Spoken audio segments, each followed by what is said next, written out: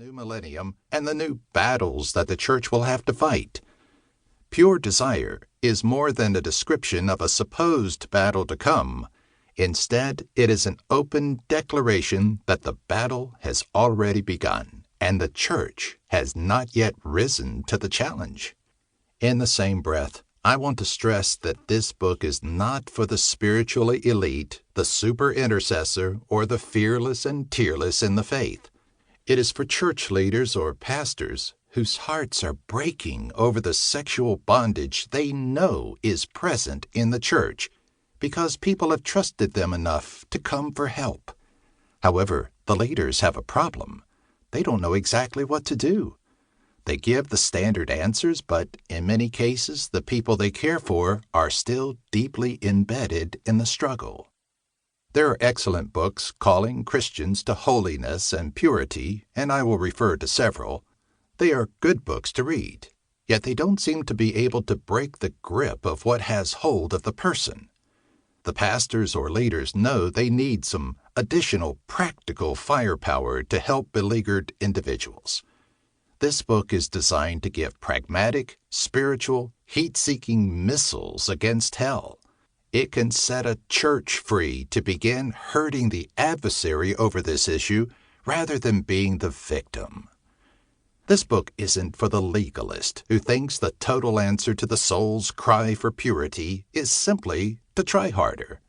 Although this book works well with those who have recently come to Christ, it is primarily a book for those who have tried to build sexual holiness in their lives and failed, and failed, and failed. It is for inconsistent, shaky believers who have guts enough to admit that no matter how good they may look on the outside, their hearts are far from what they desire them to be with respect to sexual purity. Many of these people, despite growing up in the church, have been trapped in the very pit of hell. Pure desire will give these folks real hope and help. Within this book are answers that have honestly worked for hundreds already.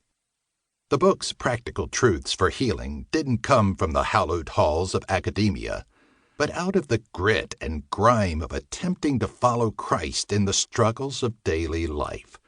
They are eternal, biblical, and have been flight-tested in the severest conditions imaginable.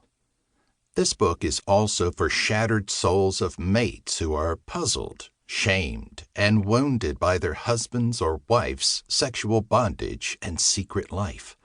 Sexual sin and bondage is rarely about sex alone.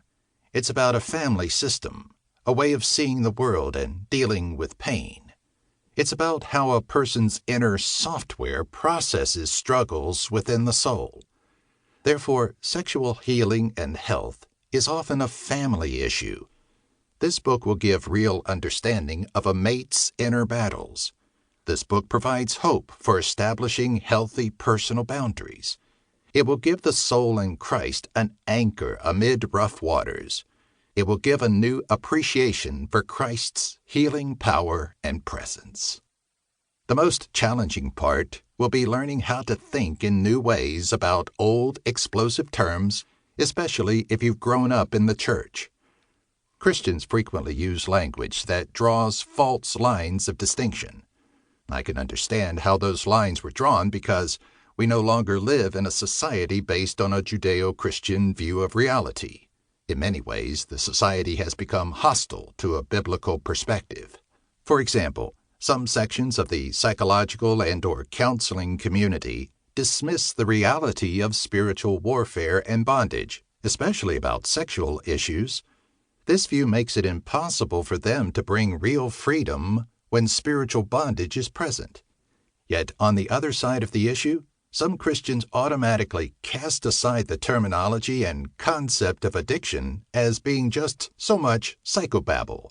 The difficulty with this stance is in ending up blind to the dynamics of addiction, which the Apostle Paul clearly delineated in Romans chapter 7.